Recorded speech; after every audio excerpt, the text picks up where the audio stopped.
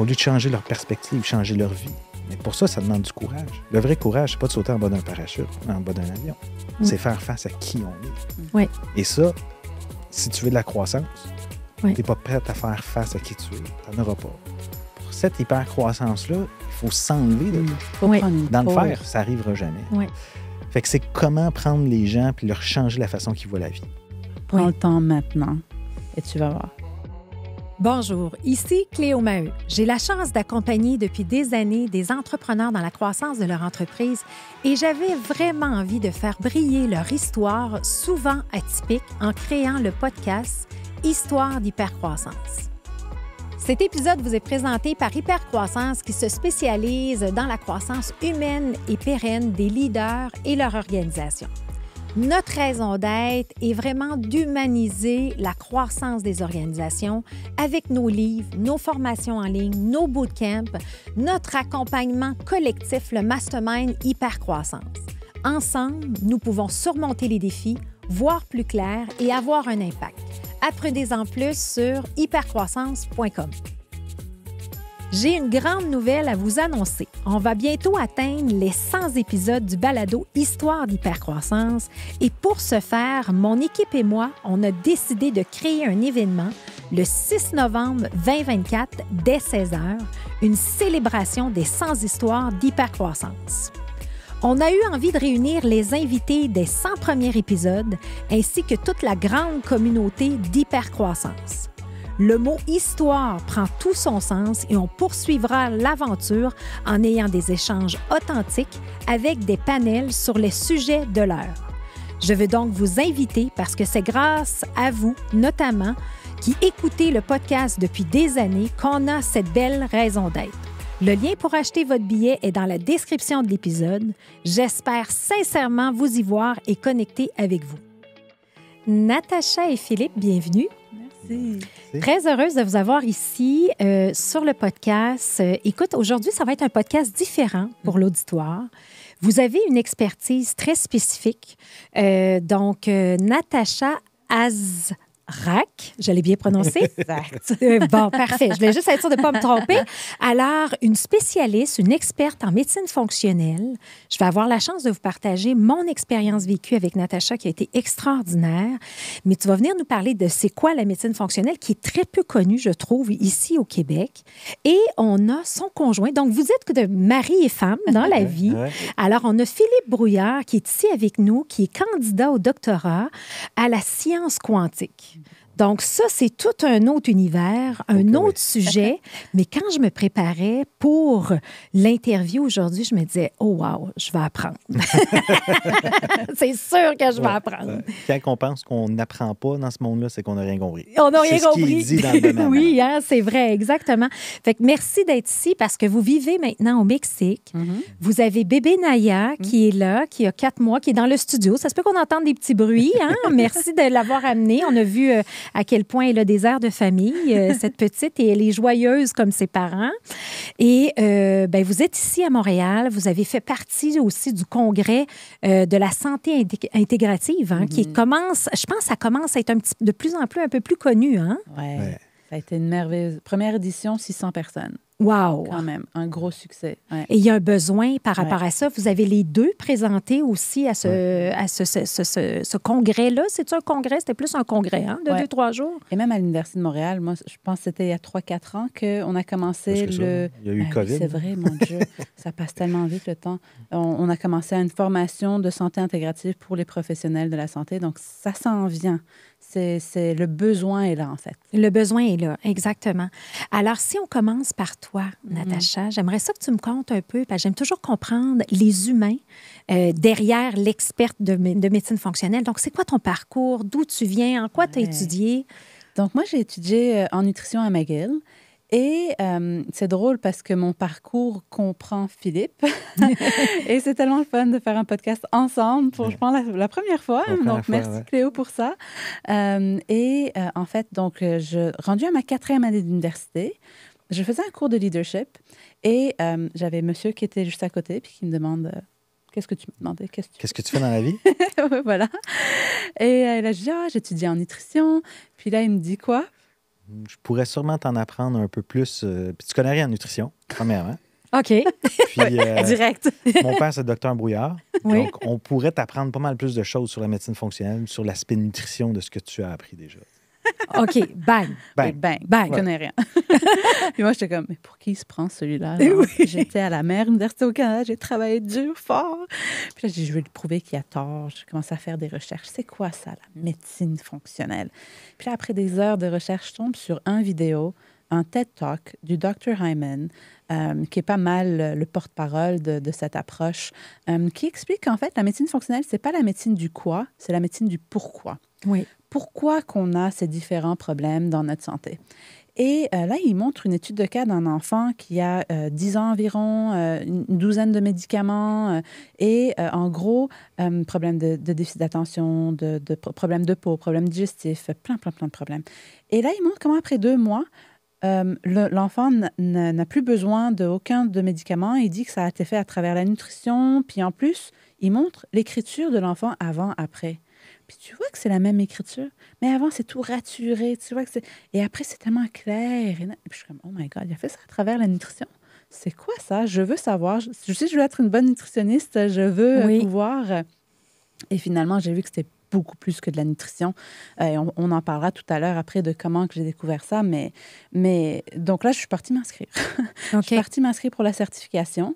Puis, à ce moment-là, Philippe faisait la gestion de... Parce qu'à la base, il a un MBA, hein, donc du monde entrepreneuriat, tout ça.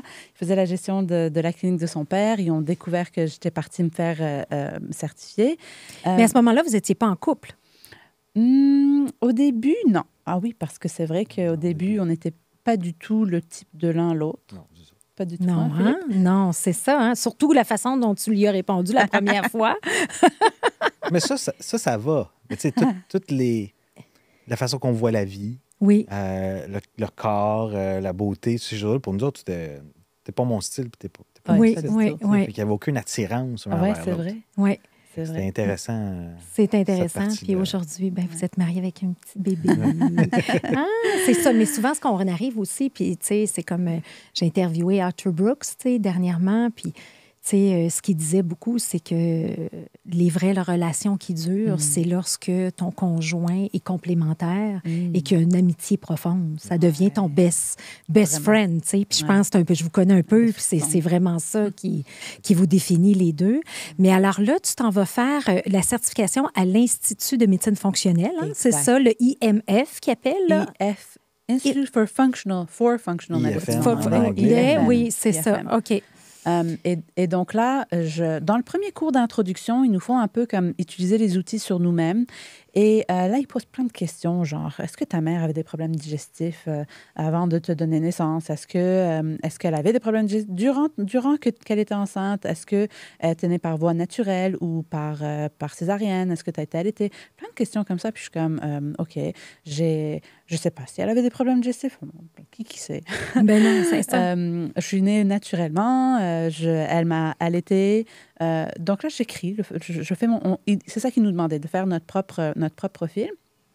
Et après, ils demandent, OK, est-ce que tu as eu des problèmes digestifs dans ton enfance? Puis moi, c'était vraiment comme, genre, constipation, diarrhée constamment. On faisait les compétitions de pète avec mes frères. Oui, ça marchait pas. Oui, genre tous les problèmes. Et après ça, ils disaient, est-ce que tu avais des douleurs? Moi, j'avais des problèmes de migraine. Très jeune, j'avais aussi des menstruations tellement douloureuses, tellement abondantes que je tachais des matelas. Genre, c'était vraiment comme très, très inconfortable. Qui arrive puis là, on va se le dire, tous les symptômes que tu nous parles là, que c'est la moyenne de l'humain a ces enjeux-là de santé. Et il y a des femmes qui peuvent avoir des menstruations douloureuses toute leur vie et je pense que c'est normal. Oui. Et moi, je commence à tracer tout ça. Là, tout d'un coup, j'ai un flash parce que je commence à écrire beaucoup de choses. Et là, j'ai un flash et je me rappelle que j'ai comme une image de moi qui étais enfant, puis tous les week-ends, ma mère devait me sortir du lit pour aller à la plage. Tu sais, on habitait dans un pays chaud, puis je voulais jamais sortir. J'étais trop fatiguée. Puis là, j'étais comme, attends une seconde, est-ce que j'étais fatiguée ou en fait, moi, je pensais que j'étais paresseuse? Oui. Est-ce que j'étais paresseuse ou il y avait un problème dans mon corps? Puis là, ça a fait comme... Et là, en fait, et en plus, à la fin juste du module d'introduction, on a un neurologue qui vient puis qui nous parle que la diète faible en gras, c'est la pire pour la santé. Et moi, en commençant à étudier en nutrition, j'avais pris du poids alors que dans mon enfance, j'avais jamais eu de problème de poids.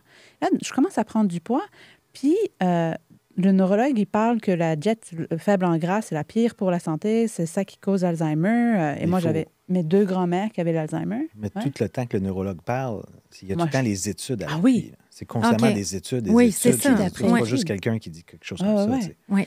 Puis là, je suis hyper confrontée. Je suis comme, comment ça se fait que si jamais il y a des études là, qu'on n'en ait pas entendu parler, pourquoi ils nous montraient tellement des études de cas, pourquoi que je n'avais pas entendu parler de tout ça à l'université?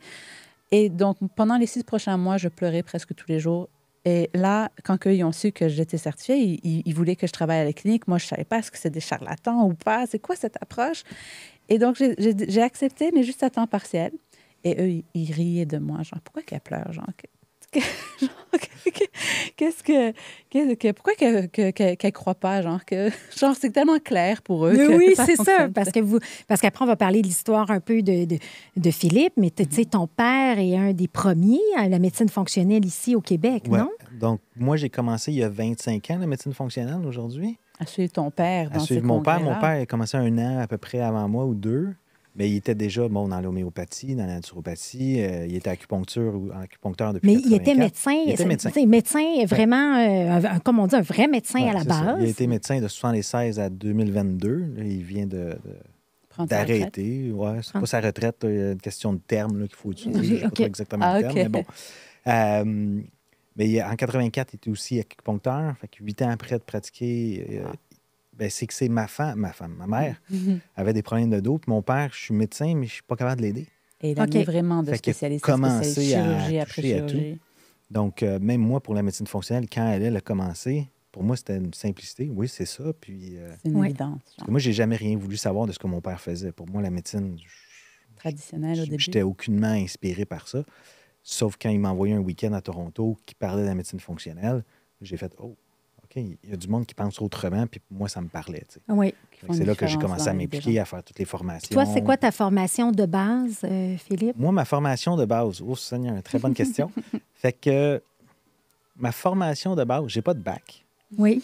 Je ne maîtrise. Oui. Donc, j'ai MBA. Là, je suis en train de faire mon doctorat. Oui. Fait que j'ai comme pas formation de base. Moi, c'était décrocheur scolaire. Je voulais quitter l'école à 14 ans. Je trouvais que l'école, ça servait à rien.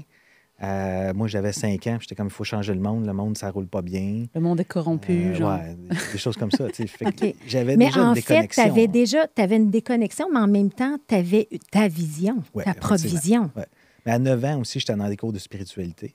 OK. J'ai 41, je vais avoir 42. Là, ça arrive bientôt. Mais fait que quand mes parents avaient leur cours de spiritualité, moi, j'avais mes cours de spiritualité pour enfants. Mais des Ganeshas, des Bouddhas, des choses comme ça, il y a 35 ans, il n'y en avait pas ici au Québec. Aujourd'hui, c'est une tendance. Non. Oui. Dans ce temps-là, on était différents. Tu sais. Oui. Mais moi, j'ai commencé déjà à baigner dans ce monde-là. Je suis un peu baigné, tombé dans la potion spirituelle. Oui, c'est ça, la potion spirituelle, donc, tellement. Moi, ça a tout le temps été fait partie de ma vie. Jusqu'à un certain moment donné, tu te dis, je vais être comme tout le monde. Tu repousses, tu rebelles ce que tes parents font. Tu sais. Oui. Donc, j'ai été dans pas mal tout. Dans les extrêmes. Dans les extrêmes. Sport extrême aussi. J'ai été 21e au Canada en ski acrobatique, faire des sauts, des flips. J'ai tout cassé sauf moi. Oui, c'est bien. Tu es assis ici aujourd'hui. Oui, je suis assis ici. Quoique j'ai cassé mon pied 3 jours avant ma fille. C'était la première fracture. Le premier os, genre. Oh non. Oh là là. Fait que, mais tu sais, c'est tout le temps assez de voir les choses d'une façon différente. Oui. Moi, ça m'a tout le temps à comprendre la vie. Ça a tout le temps été fait partie. Et la médecine fonctionnelle, pour moi, ça amenait une partie différente parce que j'ai commencé à travailler comme pour mon père quand j'ai quitté l'école. Les soirs, au début, il avait besoin d'une secrétaire parce que sa secrétaire avait quitté. Et là, je voyais les patients qui arrivaient avec un paquet de problèmes, fibromyalgie, fatigue chronique, nommé quasiment le diagnostic, on les voyait tout.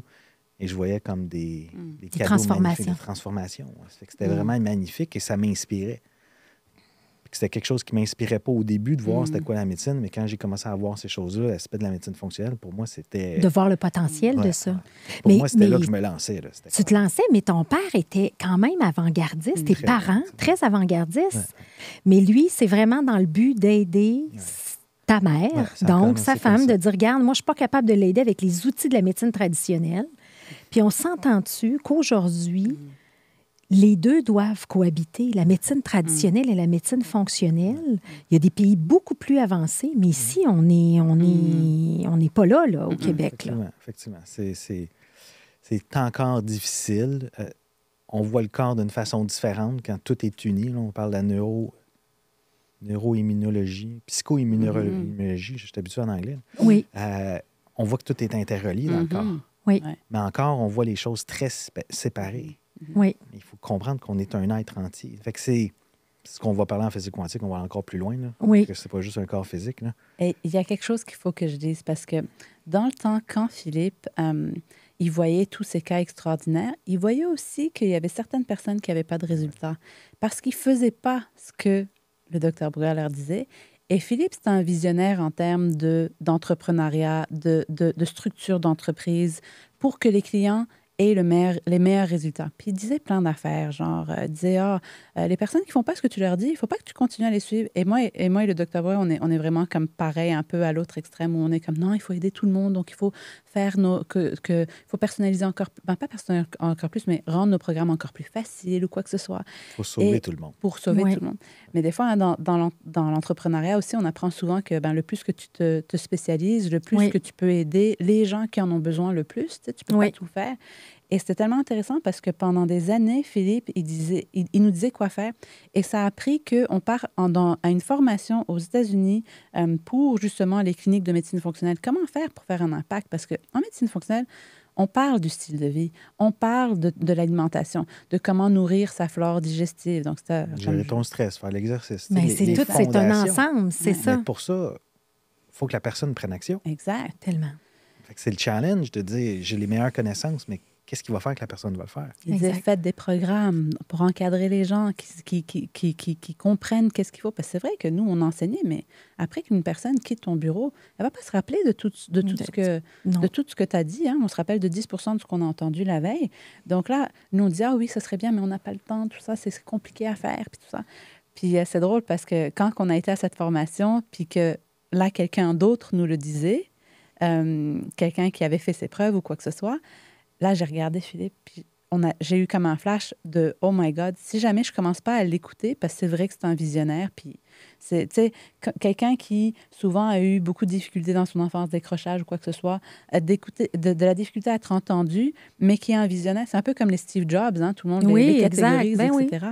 Et là, j'ai eu un flash et j'ai dit, si jamais, parce que là, rendu là, on était fiancés, etc.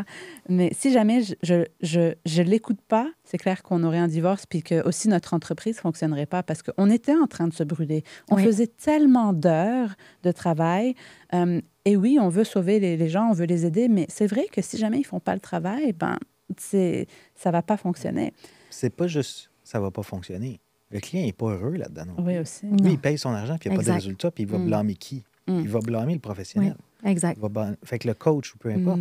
Fait que qu'est-ce qu'on peut faire, nous, comme professionnels? Si on veut de la croissance, par exemple, c'est un peu le sujet d'aujourd'hui. Oui. Qu'est-ce qu'on peut faire pour s'assurer que la personne a les résultats? Exact. Si on sait, par exemple, les cours en ligne, il y a à peu près 3 des gens qui le finissent. Est-ce que les gens se posent la question, 97 des autres, pourquoi que les gens ne le finissent pas? Souvent, ces questions-là ne sont pas répondues. On veut rentrer plus de gens, on veut rentrer plus de gens. On n'a pas besoin de plus de gens, on a besoin des gens avec qui on va travailler sur un long terme, par exemple.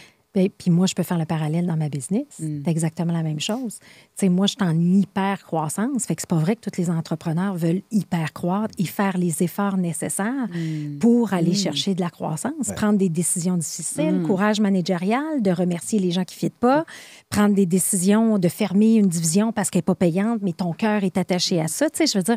Puis moi, j'ai appris avec le temps de dire, j'aime mieux être niché, accompagner les meilleurs qui veulent vraiment faire le changement.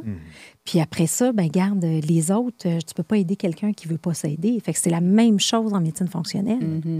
Mais là, moi, je veux comprendre l'histoire parce que là, tu disais que tu pleurais. On avait arrêté, tu pleurais au bureau. Puis là, on a bifurqué. Mais comment ça a passé, ça?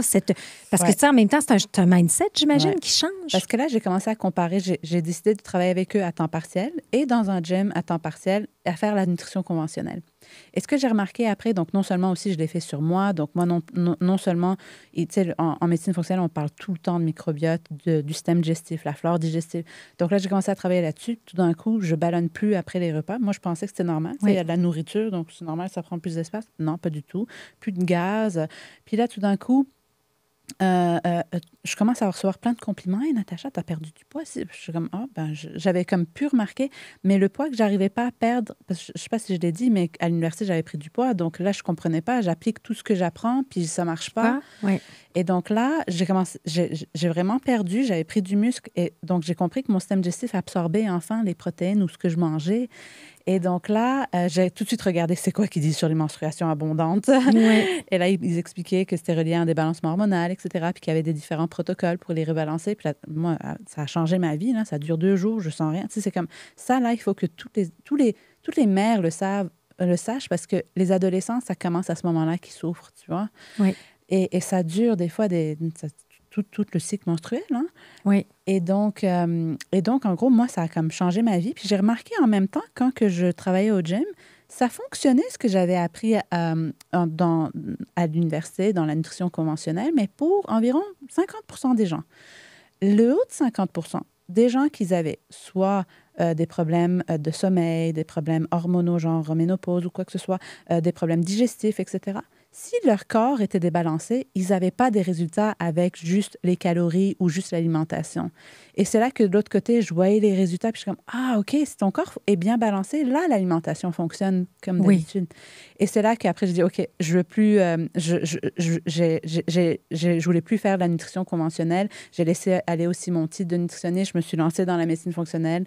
Et ça, j'aime quand même le dire, même si le nom de l'approche s'appelle médecine fonctionnelle, c'est pas de la médecine, c'est juste le nom de l'approche, mais c'est vraiment comme une approche, comme ce que je disais, qui va aller faire le détective un peu pour comprendre le pourquoi. Trouver les causes fondamentales. Ce qu'on travaille, c'est les dysfonctions. Oui. Ce qu'on veut ramener, c'est la fonctionnalité dans le corps. Oui. Donc, c'est pour ça, en réalité. Exactement, exactement.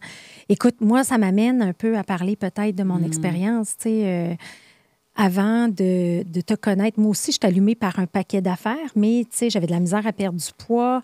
J'étais extrêmement fatiguée et bang, frappée par le cancer. Et là, je me dis, il faut que je me prenne en main, là, tu sais, si je veux. Puis moi, en fait, j'ai comme une vision de dire, je vais sortir plus forte que j'étais avant. Ouais. On dirait que c'était comme l'espèce de mindset. Tu sais, j'ai gardé mes cheveux, j'ai fait... Ouais. Et là, je me suis dit, c'est qui la meilleure? J'ai découvert Natacha. Et il y a quelqu'un, justement, qui m'a parlé de toi. Et là, je te contacte. Et là, je dis, OK, là, qu'est-ce que j'ai à apprendre? Tu sais, vous avez fait une belle formation en ligne. Vous m'avez tout expliqué ça. Et j'ai commencé à suivre le protocole. Et moi, j'avais la maladie d'Hashimoto. Fait que moi, je me rends compte que finalement, moi, ça fait des années que je ne suis pas à l'écoute de mon corps, que j'ai la maladie d'Hashimoto, une maladie auto-immune où je prenais du Synthroïde, et que là, là, je m'embarquais dans de la chimiothérapie, etc. Mais qu'est-ce qu'on a fait ensemble? On a balancé mon microbiote, j'avais plus de ballonnement, j'ai réduit à minime mon Synthroïde. Je suis obligée de réduire tellement que mon corps est équilibré et balancé. Donc, aujourd'hui, 1 an post-chimio, je me sens plus en forme qu'avant. Puis j'ai toujours eu des boutons. Là, c'est comme, en même temps, je me dis, mais tout le monde endure ça sans se poser de questions. Ouais. Ça va, c'est le mot normal. On a normalisé ces choses. Exact. Ça va un peu comme, je parle au niveau du bonheur, le niveau 2. On vit avec plein de choses qu'on est désagréables, mais c'est la norme. C'est la norme, c'est correct. Ça va avec le livre de Gabor Maté, Le mythe d'être normal. Le mythe d'être normal. On vit dans cette chose-là. On normalise tout et tout devient banal et on ne devient plus en conscience de ce qui se passe. Oui. Et là, à ce moment-là, on va frapper un mur, un peu comme te frapper. Et là, tu as fait ta minute. Ta minute. Là, il faut que je prenne conscience. Puis c'est ça, hein, les gens, ils sortent dans le temps, ils vieillissent, mais finalement, ils se rajeunissent, ils vivent plus d'énergie. C'est vrai. Ces choses-là se renversent. Oui. C'est un mythe complet qu'avec l'âge, ta santé est supposée dégringoler. Au contraire, tu as plus de temps, plus d'années d'expérience. C'est comme si tu fais 10 push-ups à tous les jours. à la fin de l'année, tu vas être beaucoup plus fort que juste 10 push-ups, là, on s'entend. Oui, oui, oui. C'est un mythe complet qu'on est supposé dégringoler. Au contraire, ça pourrait... Nous, on appelle ça un peu renverser la ligne de vie, là, la qualité renverser de vie. la ligne de vie, bien, puis c'est un peu aussi les grands penseurs comme des Peter Diamandis qui parlent aussi, tu sais, quand Dr. Hyman aussi, quand on parle de renverser, tu sais, tu sais, puis parce qu'aujourd'hui, les gens, avec la technologie qui avance, surtout dans le domaine de la santé, ils disent que nos enfants vont vivre jusqu'à 120 ans, mais comment je veux vivre jusqu'à 120 ans? Tu sais, je veux-tu vivre tout croche? Ou tout, tu sais? Et c'est là qu'on est... Puis moi, quand je regarde le Québec, puis je pense que c'est Peter Diamandis qui avait dit, ici, on a un sick care, on n'a pas un health care. On a une carte d'assurance maladie. Assurance maladie, pas assurance santé. On le dit au Québec. Ah, bien, j'aime ça. C'est encore mieux. Fait que c'est ça. On t'assure quand tu es malade. Exactement. Et on a changé plein de départements au Québec, là, la CNSST ou la CSST, mais ça, on ne l'a jamais changé. On a toujours la carte d'assurance maladie depuis... Mais juste à la base, on voit le non-sens. Ouais. On devrait tellement travailler en médecine préventive ou avoir des bonnes habitudes. Puis ça, on n'enseigne pas ça à l'école. On n'enseigne pas, tu sais, c'est comme... Toutes les statistiques démontrent que la prévention a un effet d'investissement dans un système. Ça coûte beaucoup moins cher à long terme. Oui. On ne le fait pas non plus. Tu sais. On le fait pas. Fait que c'est des questions existentielles. Et en même temps, je pense que parce que ça passe à travers les changements d'habitude, il faut que ça vienne du public, tu vois? Oui, je comprends. Parce que même si le système faisait que c'était gratuit d'aller voir quelqu'un qui va t'aider dans ton style de vie, etc., en même temps, si tu ne payes pas, tu ne t'impliques pas, tu n'as pas comme le coût, ce qui fait que... c'est un peu comme dans l'entrepreneuriat. Hein? Oui. On le voit, si jamais les gens ne voient pas la valeur de ce qu'ils sont en train de s'investir, ils ne s'investissent pas dans leur temps. Ça demande du changement.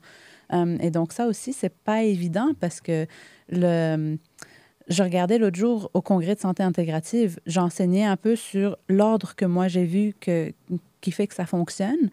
Et j'expliquais aux gens, aux différents professionnels, il y avait des médecins, il y avait de plus en plus de médecins maintenant qui commencent à être intéressés à aller faire la formation aux États-Unis. Et je leur expliquais, si jamais vous ne faites pas un programme qui encadre, qui a vraiment besoin de... Qu'est-ce qu'ils ont besoin, la personne? Si jamais vous ne leur donnez pas un programme, eux, ils ne vont pas savoir qu'est-ce qu'ils ont besoin ou pas. Et ils vont le faire à moitié, puis ça va donner une mauvaise représentation à l'approche. Parce qu'on va dire que ça ne fonctionne pas. Exact. Puis moi, pour avoir lu plusieurs livres là-dessus, à un moment donné, je ne savais plus par quel bout le prendre non plus. Je savais que c'est ce que j'avais de besoin, mais je n'avais aucune idée de par où je le prends. Ouais. Mais là, quand vous arrivez avec vos systèmes dysfonctionnels, puis on les passe, il y en a 7, c'est quoi? Exact. Il y en a 7. Bon, je me rappelle, vois-tu, je me rappelle. C'est bon. Mais tu sais, on passe par ça. Alors là, on est dans un monde de médecine fonctionnelle. Tu l'as testé sur toi, ça a marché. Je l'ai testé sur moi. Toi, tu es tombé dans la potion quand tu étais jeune. Moi, je suis née là-dedans. Tu es née là-dedans.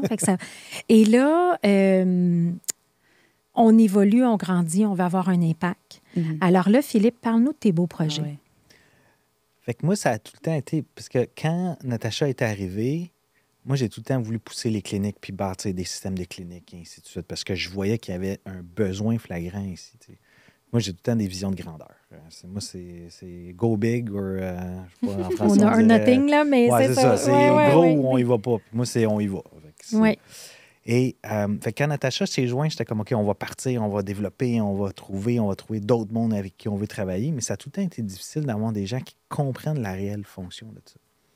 Fait que quand mon père a pris sa retraite, pas sa retraite, on a fermé l'entreprise familiale. Il travaillait après ça quelques jours par semaine, puis après ça, c'était quelques jours par mois. Fait qu'on avait fermé, puis il fait juste louer un petit bureau par-ci, par-là. Et on a décidé de continuer l'entreprise. Ensemble. Partenaire. Ouais. Et là, on s'est lancé et on a eu une croissance vraiment super. Moi, j'étais tout le temps dans le derrière de l'entreprise. Le back-office, vraiment dans la gestion. Je faisais tout. OK. J'étais un multipotentiel. Là, tu me le donnes, je vais le faire, puis on va l'apprendre. La seule partie que j'aime moins, c'est gérer des humains, gérer ces ressources humaines, on peut appeler. Je trouve ça un nom un peu bizarre. Pour un visionnaire, c'est pas facile parce que pour lui, il le voit. Comment ça, tu ne vois pas exactement. C'est de communiquer ces choses-là aux gens, pour moi, pas toujours évident dans cette perspective-là, parce qu'un peu comme j'ai rencontré Natacha, attends une minute, là, tu me parles de quoi? Il faut que j'aille voir, elle est prête à faire la recherche. Elle avait cette patience-là. Cette curiosité-là, exact. Fait que moi, je me suis comme emprisonné dans l'entreprise. Pour moi, je fais de la spiritualité depuis tout le temps, mais je sentais tout le temps qu'il manquait quelque chose. Je ne pouvais pas mettre le doigt dessus spécifiquement, mais je savais qu'il y avait quelque chose qui manquait. Mais je ne pouvais pas vraiment faire grand-chose parce que j'étais pris dans l'entreprise, puis je développais les systèmes informatiques, puis si je n'étais pas là, il n'y a personne qui comprenait. C'est un bug. On sait que ça peut arriver. Fait que je me suis créé moi-même ma prison pour ne pas aller m'exprimer dans le monde. OK. Fait que c'est une façon safe de jouer, c'est une façon sécure. Je suis confortable là-dedans, même si je suis dans un sens un peu malheureux. Hein. C'est un peu le paradoxe dans lequel on vit. On est malheureux, mais on est dans un coussin. C'est plus facile de rester là que d'aller ailleurs. Ouais. Prison en or. Donc, mais pour sortir, c'est de l'inconnu. Puis si on va dans le noir, qui est un inconnu, on ne sait pas ce qui va arriver. C'est un risque de mort. Ouais. C'est pour ça qu'on ne veut pas aller là. Fait qu'à un certain moment donné, on se dit, OK, ben moi, je veux faire autre chose. Je ne veux pas rester là. On s'est engagé une directrice. Puis là, je me suis dit, OK, qu'est-ce que je veux vraiment faire? Fait que là, j'ai commencé à regarder sur le web qu'est-ce qui se faisait. Puis je me dis, il faut vraiment que j'aille comprendre la spiritualité. C'est ce qui te passionnait. Oui. Pour moi, ça a tout le temps été là, mais il manquait tout le temps quelque chose. Puis là, j'ai décidé, de sauter dans un doctorat. Et j'ai fait à peu près 1 an et demi, jusqu'à temps qu'il a fallu que je le mette sur pause, parce que là, c'était restructuration, fermeture de l'entreprise. Avec le COVID, on a tout changé de bord. Je l'ai mis en pause pendant 1 an. Puis c'est vraiment là que j'ai réalisé que j'étais vraiment sur mon X, vraiment dans mon espace. J'avais des conversations avec des gens, ils étaient comme, ce que tu dis, c'est fou. Mais là, j'amène la science qui explique cette partie-là. Oui, je comprends. Et là, je suis comme, pas juste tombé dans la potion magique, mais je suis tombé vraiment... Mais dis-nous, tu sais, parce que, tu sais, les gens qui ne connaissent pas, c'est quoi la science quantique à la base? Quantique, parfait. Fait que la science quantique vient de l'intégration de la physique quantique. Et de la spiritualité. Donc, ce qu'on fait, c'est qu'on prend la spiritualité, on explique les processus de physique quantique. Fait que on pourrait en parler pendant 3 heures, la physique quantique, là, mais la physique quantique, c'est la physique des possibilités. Donc, on commence à expliquer l'infiniment petit, donc le mode subatomique. Donc, on parle de l'atome, par exemple. Donc, on va parler de ce qui est en bas de l'atome. Donc, ce qui est, on ne voit pas à l'œil nu. Quanta, ça veut dire... Quanta, ça veut dire la plus petite particule non divisible. OK. Donc, il ne se passe pas rien d'autre. Fait que ça, on prend ce que Bouddha disait il y a 2500 ans, qu'on est à 99,99999 % de vide. La physique quantique nous dit la même chose, mais on va le nommer énergie. OK. C'est un peu comme la science de l'invisible. Hein? Oui. On va expliquer ce qui fait qu'on est connecté. On va expliquer, il y a des études qui vont expliquer que, par exemple, si on prend 2 électrons, on les met ensemble. Oui. Et après ça, on les envoie d'un bord et l'autre de la planète. Si je tourne un électron, l'autre, il va tourner tout de suite. Instantanément. Les synchronicités. Ça se passe plus vite qu'à la vitesse de la lumière. Donc, on va dire que ça se passe en dehors de l'espace-temps. Puis là, on commence à dire, ça se passe dans le monde atomique. Mais là, après ça, les chercheurs vont dire, mais ça se passe pas chez l'humain, ça se passe pas dans le gros, dans le matériel dans lequel on vit. Mais là, on voit que ça se fait la même chose chez l'être humain. On va parler d'une étude qui a été faite au Mexique en 1982. Ce qu'ils ont pris, ils ont pris 2 personnes, ils ont fait méditer ensemble pendant 20 minutes. Ils ont pris un autre groupe, eux autres, ils ont juste assis ensemble, ils n'ont pas médité ensemble. Et après ça, ils ont pris les 2 groupes, ils les ont envoyés dans des cages de Faraday. Une cage de Faraday, c'est aucun signal, aucun son, il n'y a rien qui peut passer. C'est comme vraiment une cage de protection. Et là, on met une personne dans la cage A, personne dans la cage B. Et là, les 2, on regarde leur cerveau, comment il fonctionne. On est en train de lire leur cerveau. Et la personne A, on lui envoie des stimulations de son et de lumière à des fréquences variables. La personne B a les mêmes changements au niveau de son cerveau que la personne A, mais elle ne voit pas les sons et les lumières. Là. Fait que les 2 cerveaux réagissent simultanément pour le son, pour les gens qui ont médité ensemble. Les gens qui n'ont pas médité ensemble, il ne se passe rien, pas de connexion. Là, on commence à faire, il y a quelque chose là. Il y a quelque chose là. Fait qu'on explique ça comment? Oui. C'est le concept de l'entrancement quantique. Avec les 2 électrons, c'est le même processus. Fait qu'on commence à avoir ce qui se passe dans les laboratoires, normalement dans des vacuums, là, où est-ce qu'il y a tout contrôle de température, ces choses-là. Normalement, ça se passe presque à moins 273 degrés Celsius, donc 0 Kelvin, grosso modo, en général.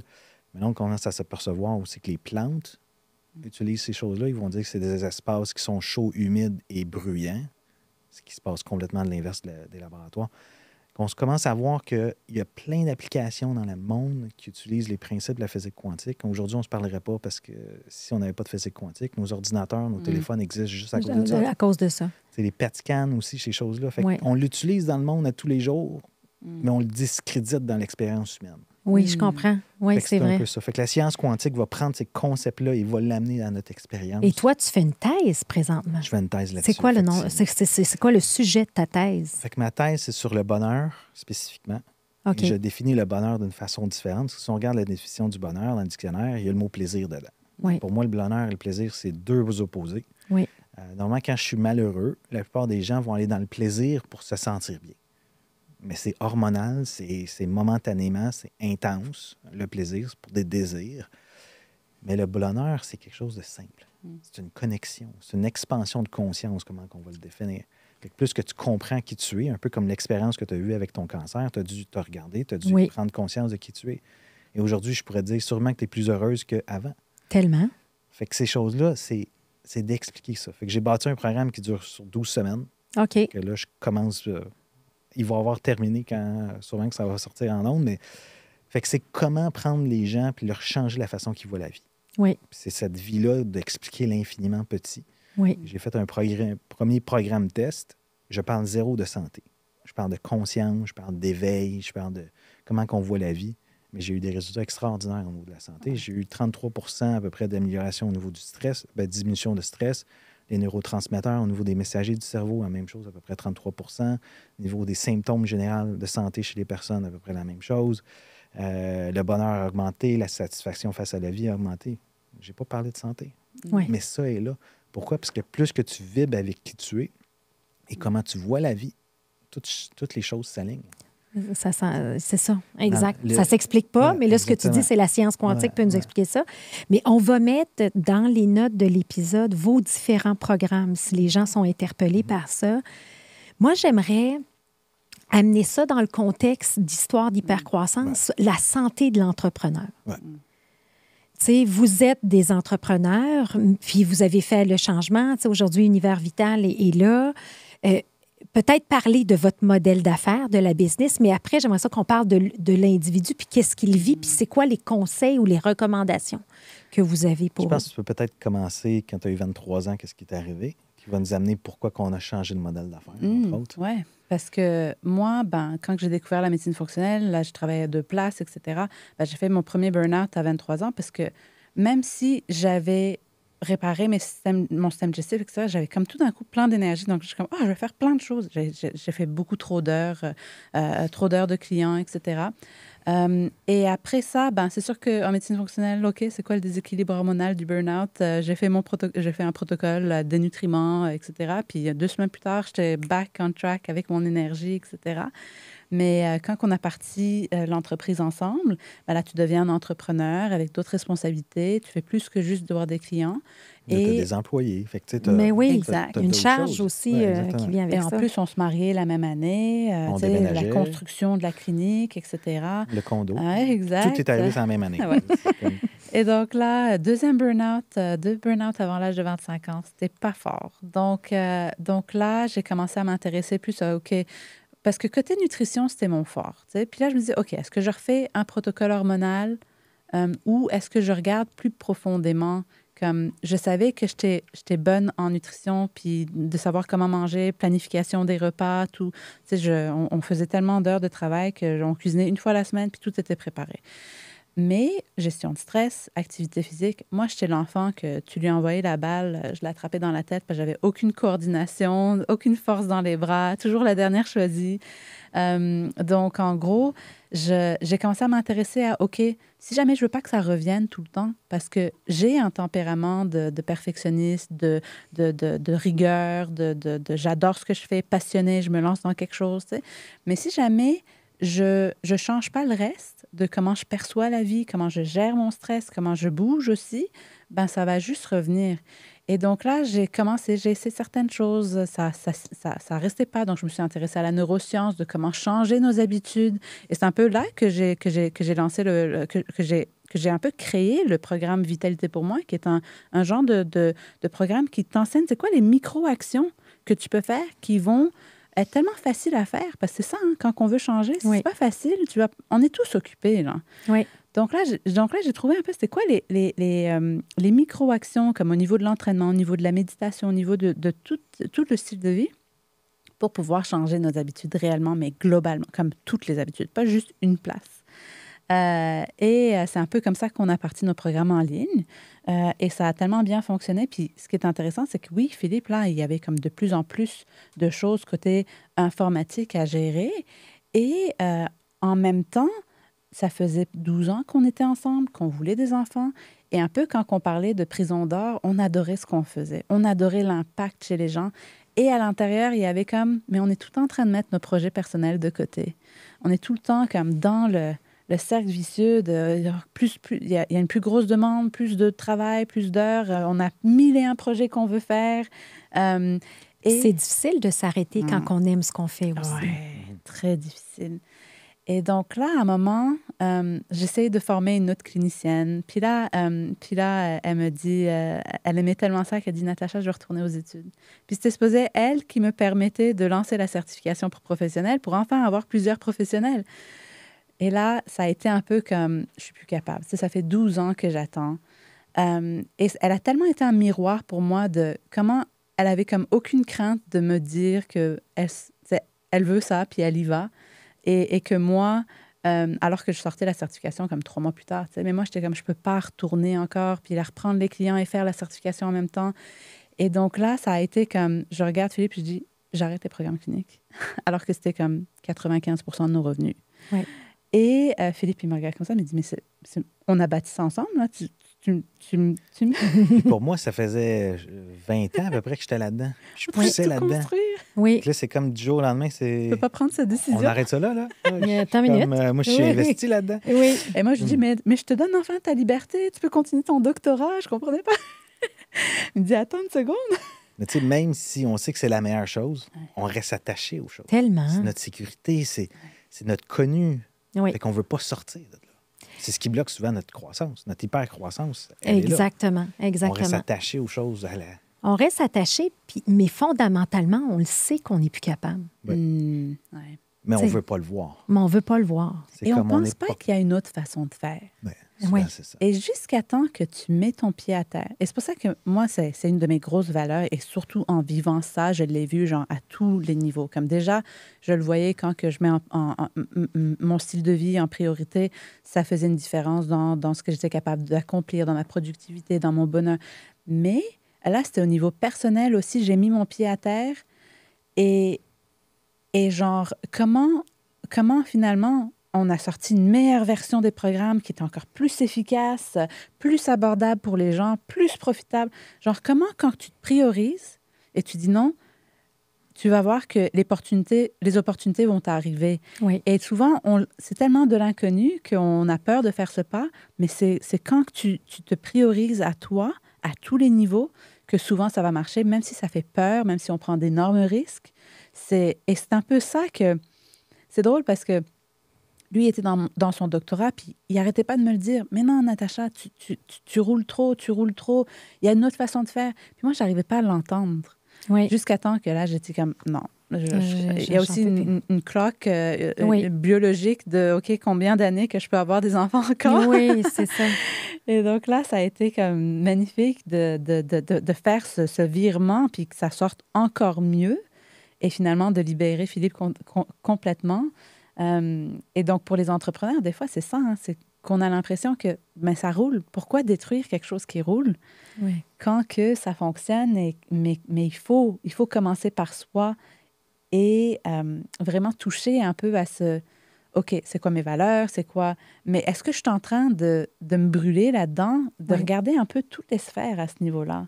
Puis, j'aime beaucoup la phrase de Marshall Goldsmith qui dit « What you got here won't get you there ». Dans le fond, ce qui nous amène ici, c'est pas ce qui va nous amener. Puis si on prend l'idée de la longévité, ce que vous êtes arrivé d'emblée, il faut repenser, quand on arrive dans la quarantaine, repenser différemment, reprogrammer si on veut être heureux. Puis comme tu dis, le bonheur.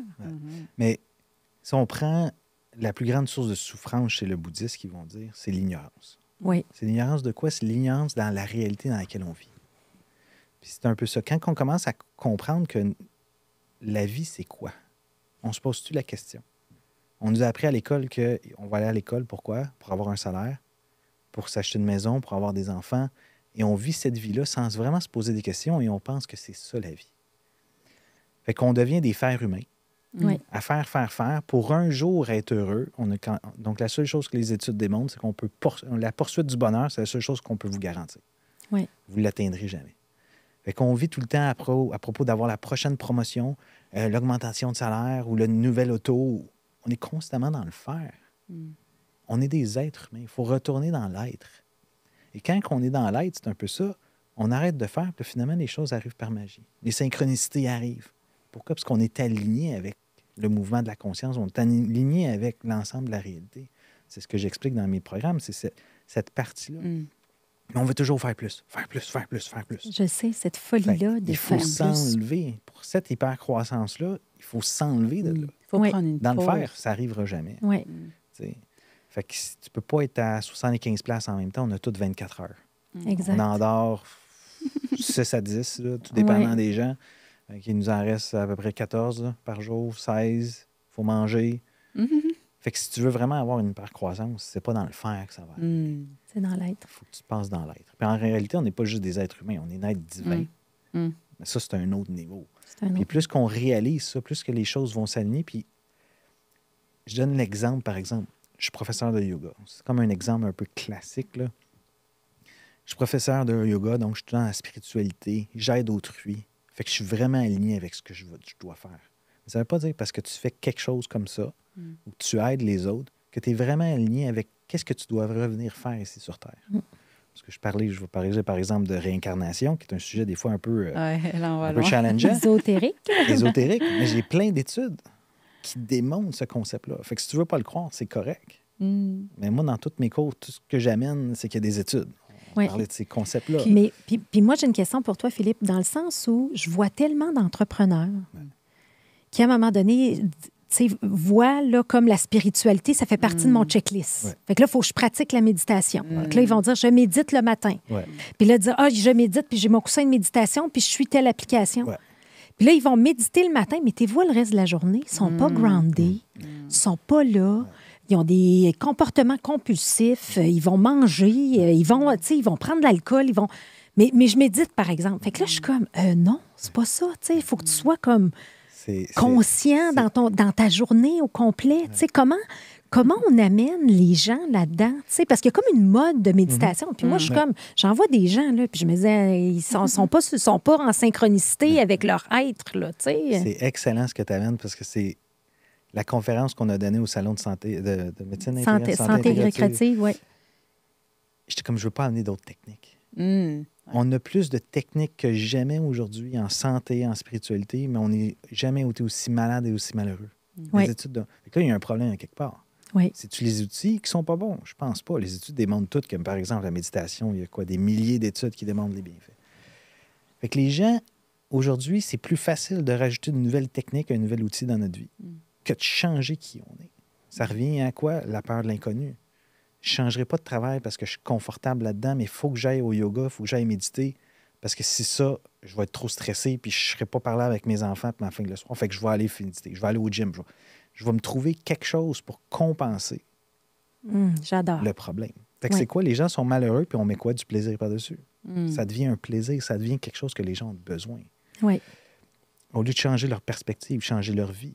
Mais pour ça, ça demande du courage. Le vrai courage, c'est pas de sauter en bas d'un parachute, en bas d'un avion. C'est faire face à qui on est. Et ça, si tu veux de la croissance, tu n'es pas prête à faire face à qui tu es. Tu n'en auras pas. T'sais, on parle d'abondance, par exemple. Financière, si on regarde juste l'aspect financier au niveau de l'abondance, parce que l'abondance, c'est beaucoup plus large que l'aspect financier. Si tu penses que tu es né pour un petit pain, tu peux travailler dans le faire, tu ne feras jamais d'argent. Il faut que tu défasses qui tu es, il faut que tu défasses tes croyances, tes valeurs, toutes ces choses-là. Il faut que tu te déconstruises. Il faut que tu recrées ton nouveau futur de qui tu vas être. Philippe, qui va être qui le futur de Philippe dans 5 ans? Mais ça, c'est la partie challengeante. C'est plus facile de faire qu'à d'aller dans l'être. Mais je pense que tu viens de décortiquer un peu l'enjeu. Puis, tu sais, les entrepreneurs vont dire, moi, c'est parfait, je cours, je m'entraîne, je fais ci, je fais ça, je ne prends pas d'alcool, OK, t'es-tu plus heureux? Tu sais, c'est comme, fait que, c'est ça, hein? Et ce que j'ajouterais, c'est que je pense que beaucoup des entrepreneurs sont très cartésiens. Comme moi, je suis hyper cartésienne. Et des fois, quand on parle de spiritualité, c'est comme, Tu sais, comme là, la méditation, ça commence à t'accepter parce qu'il y a beaucoup de preuves scientifiques. Parce que pour moi, c'était aussi, au début, je voyais les preuves scientifiques, puis j'étais comme, OK, je sais que c'est bon, mais je comprends pas. Qu'est-ce que je suis supposée faire? Je ferme les yeux, puis si, je pense encore plus à ma to-do list. Tu sais. Oui. Je détestais ça jusqu'à temps que je comprenne. Puis là, il me donnait d'autres techniques, etc. Mais je pense que pour les entrepreneurs qui sont très cartésiens, d'avoir la science de comment ça fonctionne, ça nous aide tellement plus. À comprendre l'importance de... Et comment le faire. Parce que c'est ça, l'autre côté. C'est comme, on nous parle, tu sais, il y a tellement de gens de nos jours aussi qui parlent de manifestation de... C'est bien, hein, parce que oui, il y a une partie spirituelle qui est vraie, parce que Philippe me l'explique en santé quantique. Mais moi, à l'avant, je trouvais toujours ça comme... Mais je le comprends grâce à lui. Oui. Et c'est vrai que quand on comprend ça, c'est comme, ah, OK. Et là, ça devient vraiment comme le fun à... Et c'est vrai que ça nous amène de la légèreté. Je pense qu'on a tous besoin de légèreté en tant qu'entrepreneur. Puis, tu sais, peut-être que, tu sais, moi, je suis en train de... Je vais faire un parallèle dans ma vie. C'est comme si, avant le cancer, c'est comme si, en dedans, j'avais toujours un stress énorme. Et là, on dirait qu'aujourd'hui, j'ai comme plus peur. J'ai plus ce stress-là. Je suis qui je suis. Je suis en vie. Tu sais, c'est comme... Je suis tellement comme dans la base que j'ai comme des lunettes complètement différentes de voir le monde. Ouais. Fait que tu as changé ta perspective. J'ai changé ma perspective. Ton être, tu as changé tes croyances. Oui. Tes choses ont changé. Fait que tu as déconstruit qui tu étais. Oui. Puis probablement que j'ai eu le coup de batte dans le front. Là. C'est comme... Tu as eu cet électrochoc. Moi, j'ai été l'électrochoc, par exemple, pour Natacha, quand j'ai dit tu connais rien à la nutrition. Dans ma vie. Oui. mais il faut... La plupart des gens vont attendre de faire face à cet électrochoc. C'est ça que je trouve dommage. Qu'est-ce qu'on peut faire pour que les gens... Puis moi, c'est un peu ça le défi que j'ai. C'est que moi, c'est pour ça que j'en parle ouvertement, parce que je me dis, attendez pas d'être malade comme moi. Oui, ça a changé ma vie. Oui, c'est positif. Oui, je l'aurais encore, ce cancer-là. Ça ne me dérange pas parce que ça a changé ma vie positivement, mais comment on peut aider les gens sans qu'ils se rendent jusque-là, sans avoir des enjeux de santé mentale? C'est pas évident comme réponse. C'est un peu le challenge que je fais face actuellement. Je suis en train de travailler avec 3 personnes pour bâtir un premier sommet, on pourrait dire, de physique quantique, au niveau de la spiritualité et de l'évolution que je veux sortir en 2025. Et c'est comment amener cet électrochoc chez les gens. Oui. Dans un environnement web ou quelque chose comme ça. Parce que les gens, des choses qu'on parle encore au niveau 2 du bonheur, c'est les gens sont addictés à l'information. L'information, c'est simple, on ne se pose pas de questions, et ça finit là. Fait que tu me parles de quelque chose, OK, parfait, je ne questionne rien.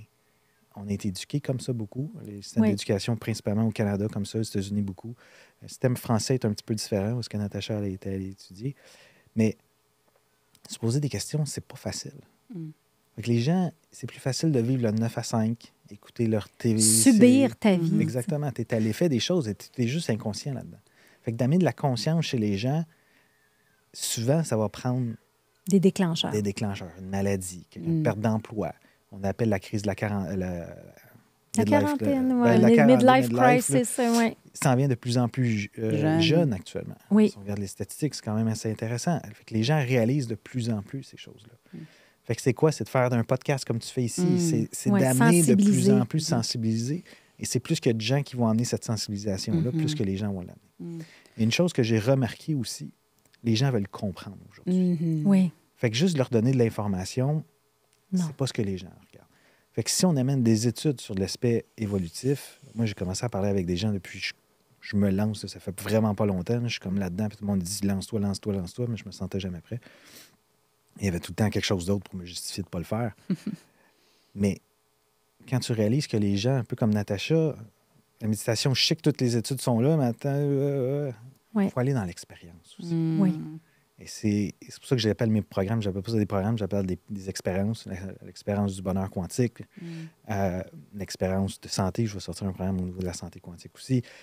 C'est toutes des choses que tu veux vivre l'expérience, mais je vais t'expliquer comment ça se passe. C'est quoi les études, ces choses-là, mais après ça, il faut que tu ailles dans l'expérience. Oui. Si ça reste juste dans le mental, ça ne se passera pas. Mais il n'y a pas tout le monde qui sont prêts. Non. Justement, comme tu dis, mais j'aime ton point, Natacha, quand tu as dit il va falloir que ça vienne peut-être du public. Je pense qu'à un certain moment donné, les gens vont le demander. La nouvelle génération aussi est probablement plus ouverte, a besoin plus de ça. Et si les entrepreneurs le demandent, ça va aller dans leurs entreprises. Ça va naturellement, ça va se cascader. Oui. Moi, je pense que les entrepreneurs sont vraiment comme les personnes qui aussi ont le plus de confort avec le risque. Oui. Donc, si eux mènent le chemin, ça fait tellement plus écho dans le monde, en fait. Ben, par rapport, si tu rencontres des gens qui sont employés versus entrepreneurs, tu vois que les entrepreneurs vont être souvent plus aptes à aller vers le développement spirituel ou le développement personnel. Pourquoi? Parce que tous les coachs vont parler de ces choses-là. Fait que les gens, ils disent, je veux faire plus d'argent. Qu'est-ce qu'il faut que je fasse? Oui. Ah, ben travaille sur toi. Un coach. Oui. Fait que là, les gens le font. Développement personnel. Ils vont le faire. Pourquoi? Pour faire plus d'argent.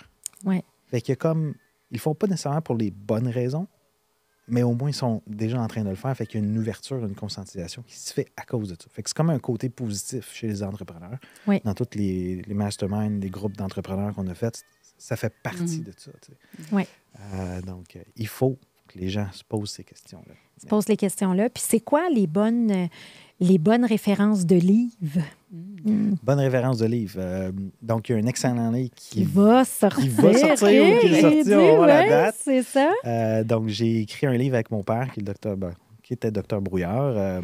En fait, parle-nous un peu de ton père, Dr Brouillard, qui a écrit plusieurs livres. Ouais. Et là, je trouve ça génial de le coécrire avec lui. Oui. Donc, il a écrit son premier livre qui était La santé repensée en 2015. Donc, il y a 9 ans aujourd'hui, presque. Donc, ça a été vraiment un choc, si on veut, au Québec. Les gens, on en a dévoré le livre. Je pense que c'est la première fois qu'un médecin parlait franchement de santé alternative avec la science. Oui. Fait que c'était encore avec la science. D'écrire un livre sur la santé alternative, c'est une chose, mais qu'on a, je sais pas, il y avait combien d'études dedans? Je pense que tu n'avais pas trouvé 300 études, toi? Fait toutes les recherches, 300 études. Oui. Fait que c'était quelque chose qui était important pour elle, pour lui aussi, donc pour amener ça. Après ça, écrire La douleur repensée, qui est un sujet un peu plus difficile. On parle de douleur, on parle de santé. La santé, ça se vend bien. Et le troisième livre, c'était une question de vie et de mort, qui est passé pendant le COVID. Donc, on parlait de réincarnation, de spiritualité face à la mort. Comment faire face à la mort? Oui. Donc, et là, on a réécrit un livre qui s'appelle La vie repensée. On a continué un peu dans la même gamme. Donc, c'est La vie repensée quand la physique quantique et la spiritualité se rejoignent. Donc, c'est comment voir la vie d'une façon différente. Donc, on va challenger beaucoup comment qu'on voit la vie. Oui. Parce que c'est pas un autre livre d'outils. Si vous voulez des outils, c'est pas ça encore. Les outils, on les a partout. Allez sur YouTube, vous allez trouver tous les outils possibles. Mais on a beaucoup de questionnements. Il faut se poser des questions. Fait que fréquemment, dans le livre, on a amené beaucoup de questions. Fait qu'on amène, par exemple, des challenges sur certains niveaux. On amène différentes perspectives avec les études le plus possible aussi. Par rapport à ça, on développe actuellement... il va être développé. Oui. Mais ça va être comme un guide de lecture qui va aller avec pour vraiment se poser des questions. Pour être capable de faire comme un peu ton cheminement puis ton processus de où tu en es dans ton éveil et dans ta conscience. Ouais. Des mini-électrochocs. Ouais. Mini-électrochocs pour avoir ultimement, si tu accumules, ça en fait un bon puis tu as été capable de changer. Tu n'as pas besoin de frapper le mur. Oui, c'est ça, exact. Fait que tu sais, c'est les quelques personnes qui ont lu le livre sont toutes comme moi, où je veux finir de le livre, je veux le livre. Puis ça va être vraiment quelque chose d'assez intéressant. Parce que dans tous les livres, j'en ai lu des livres, je passe mon temps à lire actuellement. Là, et c'est vraiment très différent de ce qu'on est habitué comme lecture. Mais je pense qu'on a besoin de ça. Puis je pense qu'il va y avoir une belle réceptivité aussi pour les gens qui veulent vraiment changer puis passer au prochain niveau. Oui, effectivement. Dans cette conscience-là. Fait que tu sais, c'est... Quand tu vis une expérience, par exemple, j'ai fait Vipassana, je ne sais pas si c'est quelque chose que les gens connaissent, c'est 10 jours de méditation, tu médites 10 heures par jour. Oh boy. Pas de livre, silence, tout en silence, tu genre, ne parles à personne. Genre, mes parents disaient que c'était la prison, genre pire que la prison, parce que tu peux même pas parler à des gens. Tu n'as pas de téléphone, tu parles pas aux gens. Ça, c'est quand tu as été au Népal? Ça, c'était après le Népal. Après le Népal, OK. Donc, mais là, tu es dans un challenge. Tu fais face à une réalité que tu n'es pas habitué. C'est clair. C'est une expérience intense. La même chose quand j'ai fait le camp de base à l'Everest. Je l'ai poussé, en lieu de le faire en 14 jours, je l'ai fait en 13 jours, mais j'ai fait comme 4 jours de plus on the other side. Et j'ai fait face... un trajet plus long de 4 jours. Fait que normalement, tu es supposé de prendre des breaks pour t'acclimater à l'altitude. Oui. Moi, j'ai dit, on pousse, on y va pas. On continue. Fait qu'il y a des matins, la dernière journée que je me rappelle, je dormais pas. Il faisait peut-être moins 10, moins 15. Tu es dans des petites boîtes en bois, c'est pas très chauffé. Là. Et là, il fallait, je pense, à respirer parce que je pensais que j'allais mourir. Fait que là, tu as des mal de tête, puis là, tu parles avec ton guide, puis là, c'est comme... Fait que c'est comme... On utilise notre corps physique aussi pour dépasser la limite. Et c'est d'autres façons de faire une expérience puis de faire d'autres croissances aussi. Oui. Donc, c'est des fois, pour certains, ça va être plus facile de le faire dans l'action que nécessairement de s'asseoir et réfléchir parce que là, tu as des prises de conscience qui se passent à ce niveau-là aussi. Tu sais. Donc, fait que c'est soit assis un peu en train de journaler, en écrivant ou en se challengeant aussi. En se challengeant, dépasser nos limites, ne serait-ce. C'est pour ça que aussi les gens aiment faire des défis sportifs. Tu sais. Ici, les gens du studio, là, on a Seb et Clément, là, c'est tous des gens qui font des marathons, des Ironman, tu sais, qui aiment vraiment se dépasser. Tu sais. Mais ça t'amène ailleurs, ça t'amène une vraie satisfaction suite à la douleur, tu sais, etc. Et là, fait que là, on a couvert pas mal votre modèle d'affaires, Univers Vital, le modèle. Fait que toi, tu continues toujours à faire tes ateliers, à éduquer les gens en médecine fonctionnelle. Et là, on combine ça avec un Philippe qui s'en va dans tout l'univers du bonheur, mais expliqué par la science. J'ai comme lancé un brand autour de ça qui s'appelle Vita Quantum. OK. Donc, Vita qui veut dire la vie. Oui. Mais Quantum fait que la vie de façon quantique. La vie c'est de vraiment à façon propos de... Vita Quantum, il y a j'adore. plein de choses qui vont sortir de ce projet-là. C'est juste une question de temps, mais... Je veux m'occuper de ma fille. Oui. Je veux être avec ma femme. On voyage. On habite au Mexique. On a toutes sortes de projets aussi au Mexique, comme un éco-village et ainsi de suite. Mais il faut que les gens vivent d'une façon différente. Il faut challenger notre statu quo. Oui. Et faire les choses différemment pour avoir des résultats différents. C'est Einstein qui avait dit le truc le plus bête, c'est de faire toujours la même chose pour avoir des résultats différents. Ouais. Et ça m'amène justement à votre vision des choses, parce qu'on a quand même eu toujours, tu sais, Natacha, des bonnes discussions. Vous avez décidé, tu sais, Natacha, je pense que tes parents sont à Dubaï, ta famille, Philippe, est ici au Québec, et vous avez choisi le Mexique pour vivre et vous voulez acheter une terre.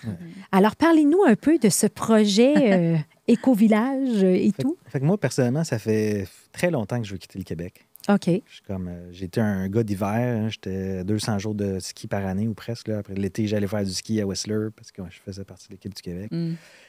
Mais j'ai tout le temps fait comme je veux vivre autre part. Il y a quelque chose qui m'a... Au chaud, oui, mais moi, j'ai chaud l'hiver. Il ne faut pas que ce soit trop chaud. Mais c'est d'être capable de vivre avec du soleil à l'année, d'être capable d'être comme en short à l'année. Et moi, c'était de faire pousser mes légumes tout au long de l'année. Oui! Mais Natacha voulait rien savoir de quitter le Québec. Mais oui, ça aussi. J'ai tellement aimé les 4 saisons en arrivant ici. Ah oui, hein? Elle a grandi à Dubaï. C'était comme... Elle ne s'est jamais sentie à la maison là-bas. Elle n'a jamais aimé. Nous autres, on y va, puis on n'aime pas vraiment ça non plus. Mais quand on était allé à Bali, c'est la première fois qu'elle a fait « Oh, je me sens peut-être chez nous ailleurs aussi. » En fait, je me suis sentie instantanément chez moi. Ce qui était bizarre, parce que moi, j'avais associé le Québec à la maison, puis tous mes grands-parents, mes cousins, cousines étaient au Québec. Donc, chaque été, on revenait ici. Oui. Puis après, en arrivant là-bas, je me suis sentie chez moi. Puis j'étais comme, mais je l'ai vu s'allumer pour encore plus que je ne l'avais jamais vu. Puis là, j'étais comme, oh my God, si jamais je ne fais pas des voyages... Parce que moi, j'aime la routine, la stabilité, j'aime avancer, je veux faire plus de travail. Oui. Et donc, quand que je l'ai vu s'allumer, je dis, mon Dieu, si jamais je ne fais pas des voyages comme ça, il va s'éteindre. Oui. Et donc, je lui ai promis que quand on serait 100% en ligne, on ferait le tour du monde pendant 1 an. Et c'était septembre 2019. On était déjà 75% en ligne. Moi, je pensais que ça prendrait 5 ans pour être 100% en ligne. Le COVID est arrivé 6 mois plus tard. Fait que le COVID a été quelque chose de positif. A accéléré, le en ligne, un autre électrochoc. Mais c'est un peu ça. Hein? Il y a des choses qui nous arrivent dans la vie, mais il faut les regarder. Il faut les prendre comme des opportunités.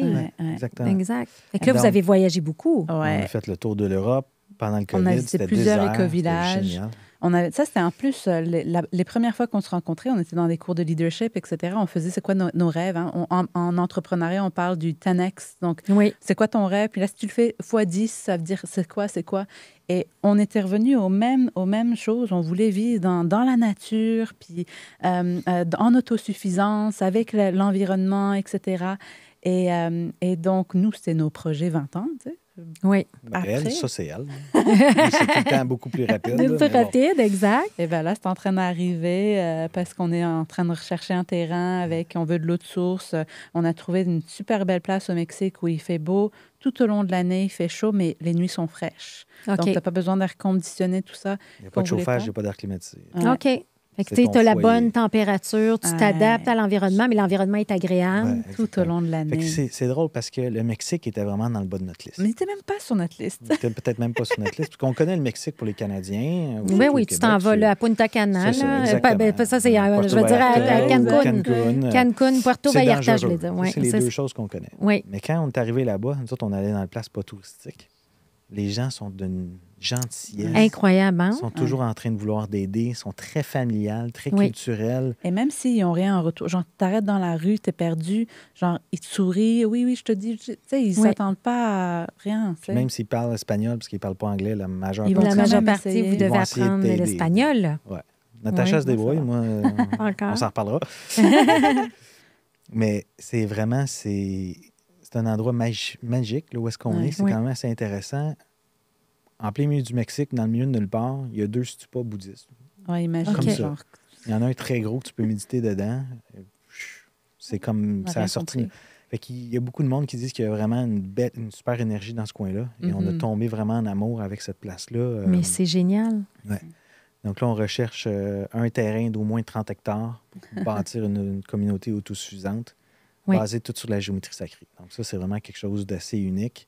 On a nos partenaires qui sont spécialisés en design de des géométrie sacrée. architectes là-dedans. Là. Ouais. Wow. Ils ont fait des bureaux avec la géométrie sacrée, puis les employés, même le week-end, veulent y aller, tellement qu'ils se sentent bien dans Ben voyons donc. Ouais, imagine-toi. C'est On quoi dit, la on veut une maison géométrie comme ça. sacrée, là, Fait que, par mettons? exemple, la façon que les temples sont bâtis, Oui. c'est toute une question de géométrie. OK. Ils vont parler que c'est de la géométrie sacrée parce que ça crée quelque chose au niveau OK. de la forme physique et ainsi de suite. Fait que, par exemple, mais si tu veux vivre dans un temple, ben, c'est pas pas une bonne idée fonctionnel. parce que c'est Trop trop d'énergie. fort énergétique. OK. Fait que ce qu'ils vont faire, par exemple, eux autres, ce qu'ils vont faire, c'est qu'ils vont regarder ta vibration énergétique comme corps, comme personne, et là, ils vont adapter ton bâtiment par rapport à toi aussi. Fait que le bâtiment va avoir des fractions, Wow. des C'est formes Tout un domaine. basées sur cette partie-là. Fait que si tu veux avoir un temple pour méditer, ça, tu peux en bâtir comme une pyramide, par exemple. Moi, j'ai médité dans différentes pyramides au travers des années, et l'énergie, elle est vraiment plus intense. OK. Donc, c'est de jouer puis d'utiliser la nature, hein, elle crée tout aussi. Ben oui. Fait que si tu utilises ces concepts que la nature a, il y a certains endroits sur la planète, ben, mettons, sur ton terrain, tu as ta maison, Oui. elle est peut-être à mauvaise place, ta maison. Oui. Mais on le fait de façon, ben, on va structurer des rues, La on ville, va faire ça. le permis de la ville m'a dit que... Fait que c'est une chose, quand je parle en santé quantique, c'est que, par exemple, ici, on a des belles lumières blanches. Oui. Ben, les lumières blanches, notre corps, il pense qu'il est 12h30. Oui. Le soleil est à 12h30, il sort plus de bleu que d'autres choses. Soit le soir puis le matin, c'est plus de rouge.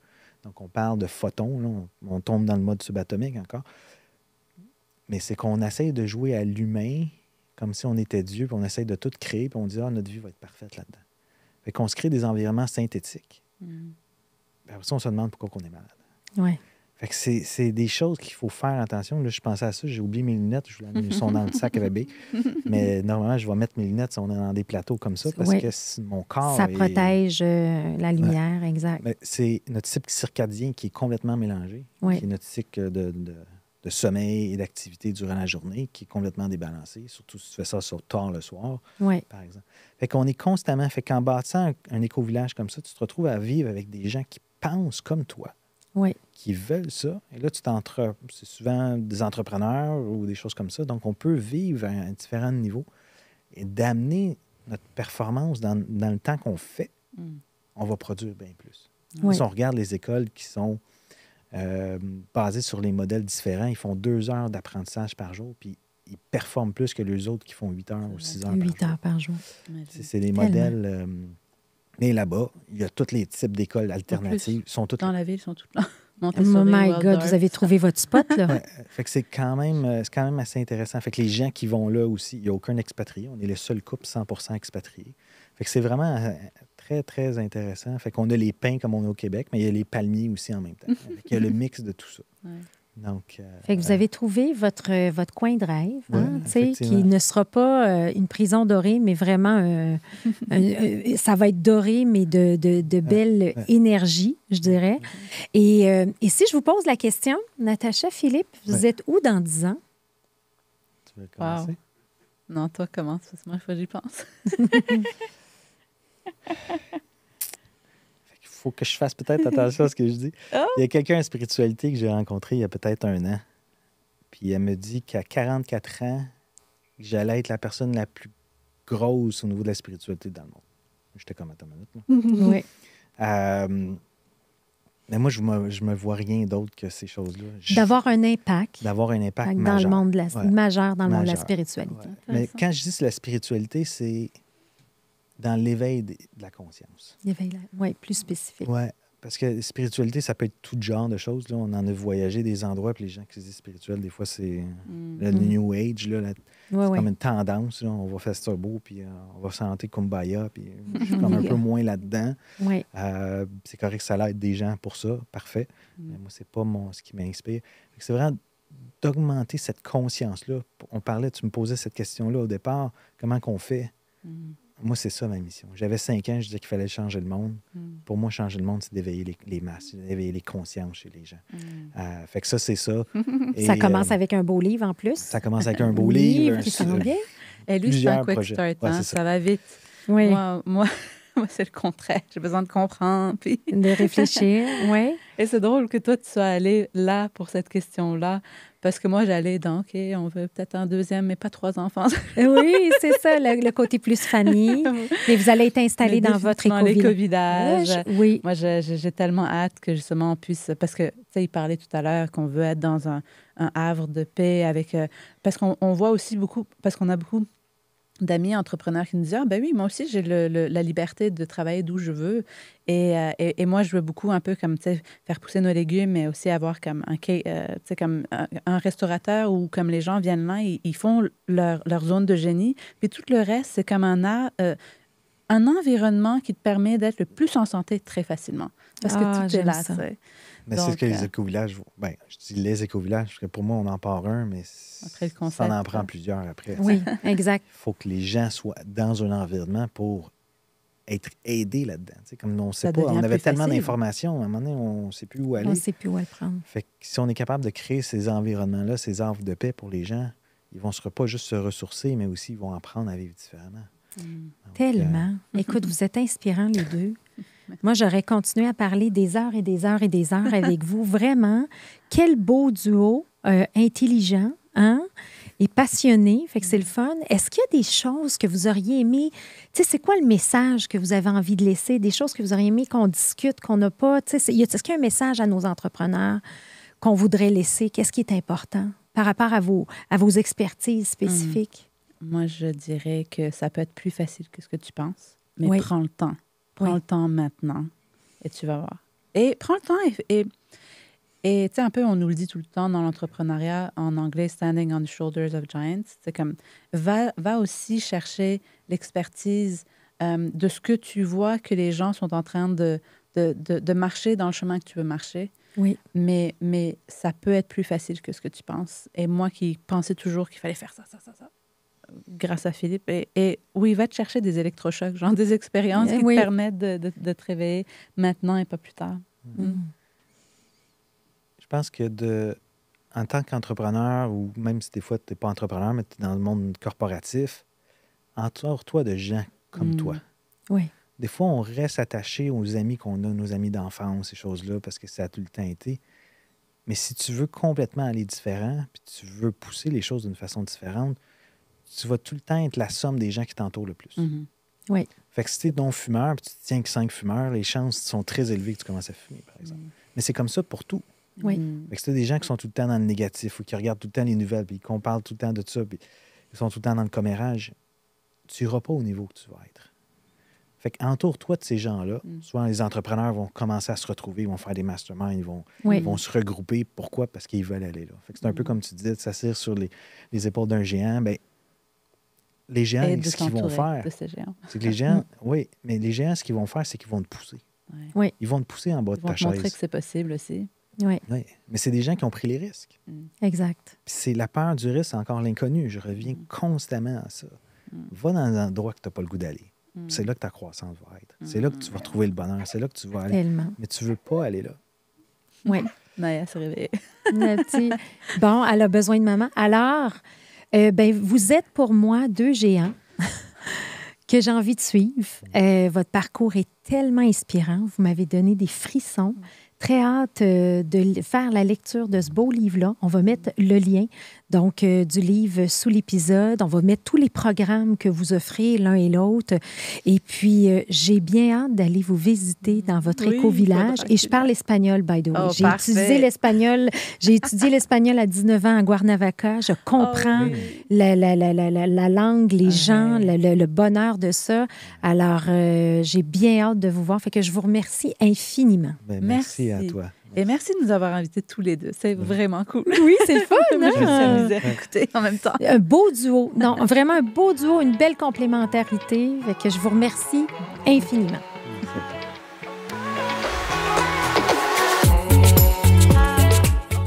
Merci d'avoir été avec nous aujourd'hui.